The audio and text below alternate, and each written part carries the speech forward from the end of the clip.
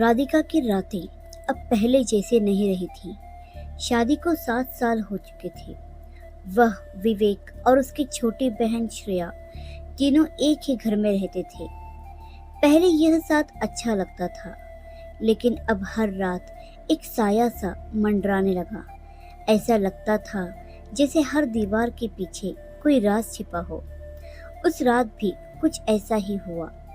विवेक ने खाने के बाद राधिका को एक लड्डू खिलाया, उसका पसंदीदा मोतीचूर का, और कहा, थोड़ी देर आराम कर लो, दिन भर थक गई होगी। राधिका मुस्कुराकर लेट गई, लेकिन कुछ देर में ही उसकी आंखें भारी होने लगी। उसे खुद समझ नहीं आया कि मिठाई इतनी नींद लाने वाली कैसे हो सकती है। आधी रात को अचानक उसकी नींद खुली। हल्की हल्की सी आहटें, दरवाजा धीरे से खुला। फिर कोई उसके कमरे के अंदर आकर झांका और चुपचाप दरवाजा बंद करके चला गया। राधिका की रूह कांप गई। कदम धीरे से कमरे के बाहर बढ़े। हॉल की लाइट जल रही थी। वहां विवेक और श्रेया कुछ फाइलें देख रहे थे। दोनों ने उसे नहीं देखा और फिर दरवाजा बंद करके कहीं चले गए। राधिका लौट आई, लेकिन अब नींद गायब हो चुकी थी। उसके मन में शक का एक बीज बोया जा चुका था। आखिर क्या चल रहा है मेरे पीठ पीछे? सुबह का सूरज खिड़की से झांक रहा था, लेकिन राधिका की आंखों में रात की परछाइयां अब भी ताज़ा थी। किचन में चाय बनाते हुए उसके हाथ कांप रहे थे। स्टोव की हल्की सी आवाज, बर्तन खड़कने की ध्वनि, सब कुछ उसे असहज सा लग रहा था। पीछे से श्रेया आई और बोली, दीदी, आज कुछ स्पेशल नाश्ता बनाए क्या? राधिका ने उसकी ओर देखा। वही हंसती हुई मासूम सी शक्ल, मगर अब उसका मुस्कान भी कोई चाल दिखती थी। हाँ, बना लो, राधिका ने धीरे से कहा। विवेक टेबल पर बैठा अखबार पढ़ रहा था और कभी कभी श्रेया की ओर देखकर मुस्कुरा देता।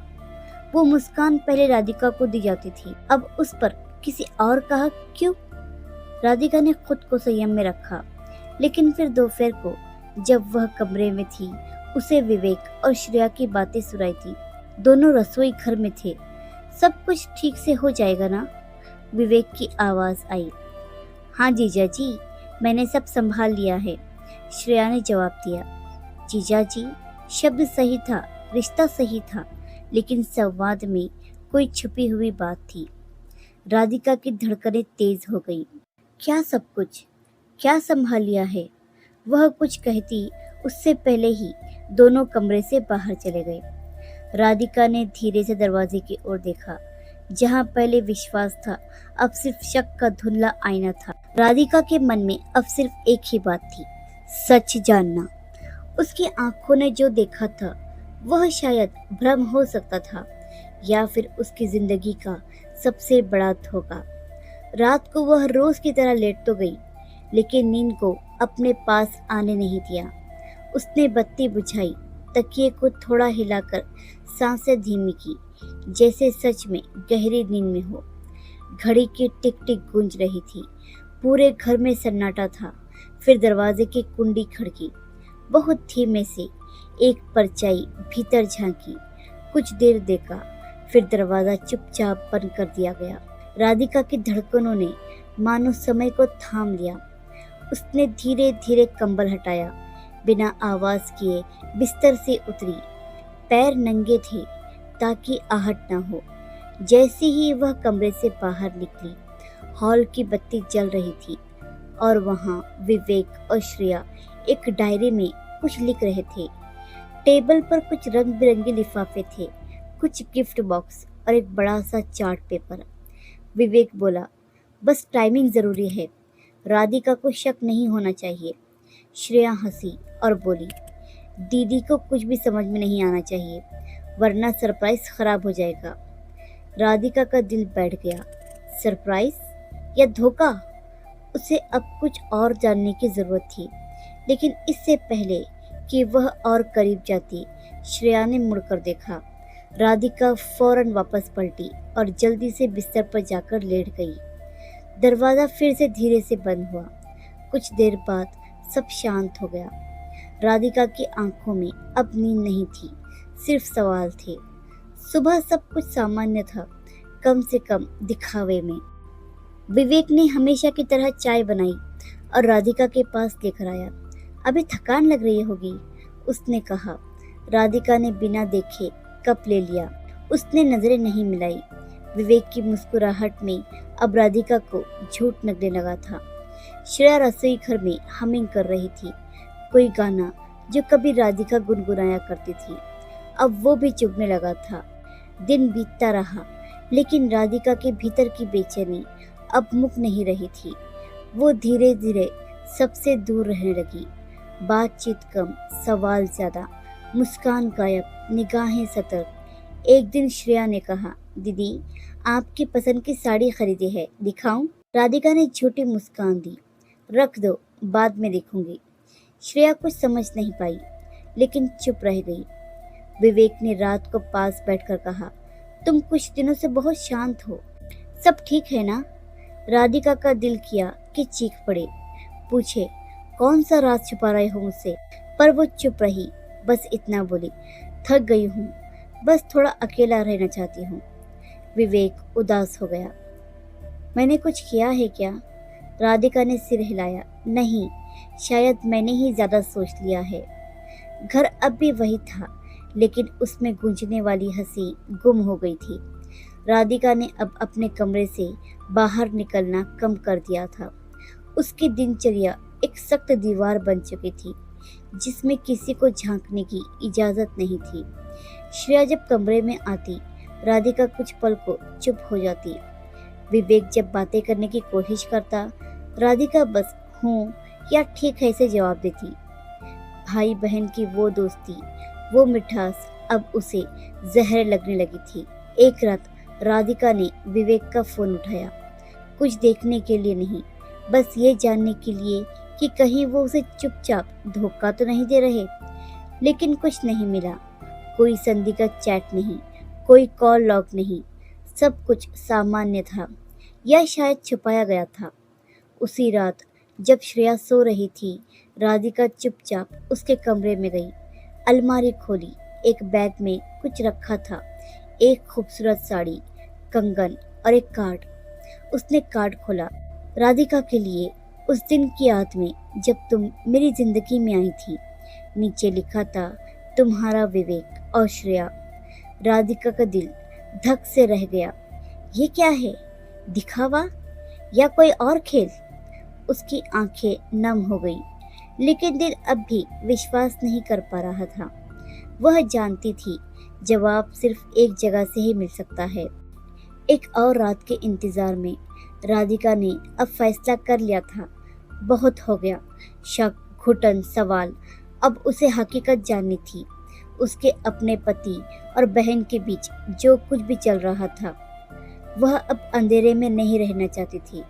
उसने तय किया कि आज फिर से नींद का बहाना नहीं, आज वह अपने कमरे से बाहर निकलेगी और सीधे देखेगी कि दरवाजे के पीछे क्या है। दिन भर वह चुप रही। विवेक ने पूछा, कुछ बोलती क्यों नहीं हो अब तुम? राधिका ने बस मुस्कुरा दिया, थोड़ी थकी हुई हूँ। श्रेया ने भी कई बार कोशिश की बात करने की, लेकिन राधिका ने टाल दिया। रात को राधिका ने बिस्तर पर लेटते हुए अलार्म के बजाय अपने मन को जगाए रखा। घड़ी की सुई जैसे उसकी धड़कनों पर चल रही थी। आधी रात बीती, दरवाजा फिर से खुला। विवेक की परछाई दिखी। वह चुपचाप झांका और चला गया। राधिका उठी, धीरे धीरे कदम रखते हुए वह हॉल तक पहुंची और अब वो छुपी नहीं, बल्कि सीधी सामने खड़ी हो गई।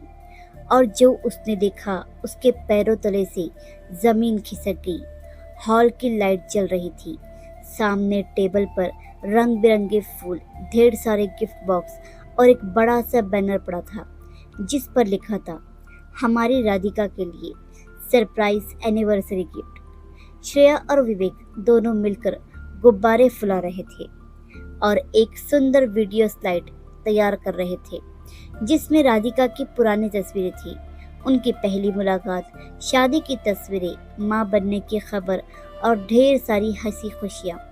श्रेया हंसते हुए बोली, जीजू, दीदी को ये देखकर रोना आ जाएगा। विवेक ने मुस्कुरा कर कहा, और मैं कहूँगा तुम्हारे आंसू हमारी मेहनत की सबसे बड़ी जीत है। राधिका स्तब्ध खड़ी थी, उसकी आंखें भर आई थी। जिस शक ने उसे अंदर ही अंदर जला दिया था, वो असल में उसके लिए सबसे खूबसूरत तोहफे की तैयारी थी। तभी श्रेया ने राधिका को देखा। दीदी। विवेक पीछे मुड़ा। राधिका, तुम जाग रही हो? राधिका की आंखों से आंसू बहने लगे। वो एक कदम भी नहीं बढ़ा पाई, बस धीमे से बैठ गई फर्श पर और बोली, माफ कर दो मुझे, मैंने तुम दोनों पर शक किया। वो अनफॉर्गिवेबल है। विवेक दौड़कर उसके पास आया, उसका हाथ थाम लिया। पागल हो गई हो क्या? तुम हमारे लिए हो, यही सबसे बड़ी बात है। श्रेया भी रोते हुए उसके गले लग गई। दीदी, आपको हर्ट करने का ख्याल भी आ जाए तो भी जी नहीं पाएंगे। राधिका ने दोनों को गले लगा लिया। उसकी आंखों से झरते आंसू अब पछतावे के नहीं थे, बल्कि इस एहसास के थे कि वो कितनी खुशकिस्मत थी। यह था कहानी का ट्विस्ट, जो राधिका को तोड़ नहीं सका, बल्कि उसके रिश्तों की गहराई समझा गया। सुबह की पहली किरण राधिका के चेहरे पर पड़ी, लेकिन आज उसकी आंखें किसी बोझ से भरी नहीं थी। वो सो नहीं पाई थी रात भर, लेकिन मन में एक अजीब सी राहत थी। श्रेया किचन में थी, चाय बना रही थी, और जैसे हर आवाज में एक प्यारी सी रागिनी थी। विवेक बगल में बैठा अखबार पढ़ रहा था, लेकिन उसकी नजरें बार बार राधिका की तरफ जा रही थी, मानो हर बार देखना चाहता हो कि अब वह मुस्कुरा रही है या नहीं। राधिका उठकर किचन में गई, श्रेया के हाथ से चाय की ट्रे ली और मुस्कुरा कर बोली, आज मैं सर्व करूंगी। बहुत कुछ समझ में आया है मुझे बीती रात। श्रेया ने चौंक कर देखा और फिर बिना कुछ कहे उसे गले लगा लिया। टेबल पर 3 कप चाय रखी गई। एक वो चाय थी जिसमें शक घुला नहीं था, जिसमें सिर्फ समझदारी, माफी और प्यार था।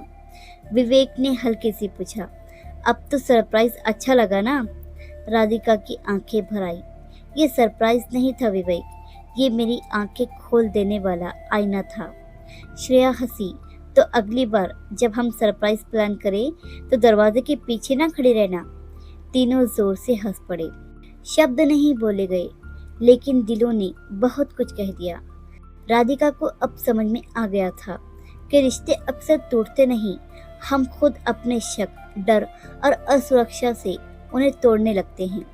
लेकिन जब प्यार सच्चा हो तो हर दरार को भर देता है, हर सवाल का जवाब दे देता है, हर आंसू को मुस्कान में बदल देता है। कभी कभी सबसे बड़ा सरप्राइज खुद हमें ही आईना दिखाने आता है।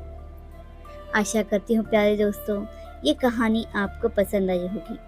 कहानी पसंद आई है तो इसे लाइक करना बिल्कुल भी ना भूलिए। अगर आपको हमारी कहानियाँ पसंद आ रही हैं तो हमारे चैनल हानिया वॉइस को ज़रूर सब्सक्राइब कीजिए। या कोई आपका कोई और फीडबैक है तो वो भी हमें कमेंट के ज़रिए से ज़रूर बताइए। हमारी कहानियों को सुनने के लिए आपका बहुत बहुत धन्यवाद।